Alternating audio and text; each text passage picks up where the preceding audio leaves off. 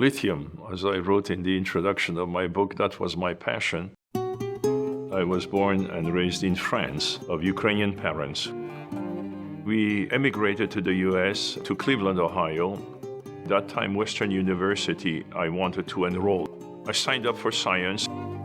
Geology at the time was part of the geography department. It was very boring. It was not interesting until Dr. Francis Staley, who had been with Pan American Oil, arrived, and he put together a geology department.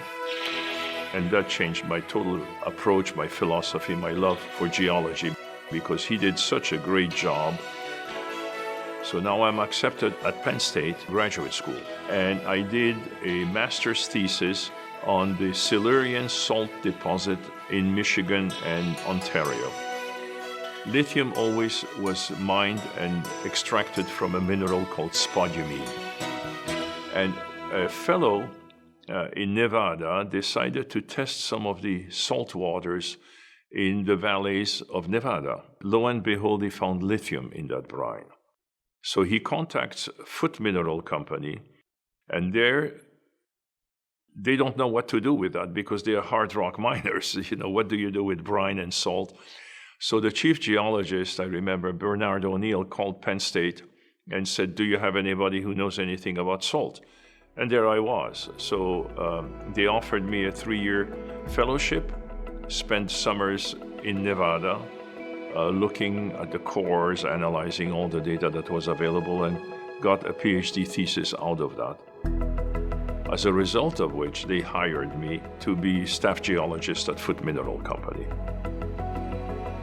Chile was the highlight of my career. Corfo, the development corporation of Chile, had built a 20-kilometer road on the Salar. They had dug pits along the road, and we sampled those pits. We confirmed it was extremely rich, and at that time we thought we would control the whole of the Salar, but the government decided, we'll give you 10% of the best part of the Salar.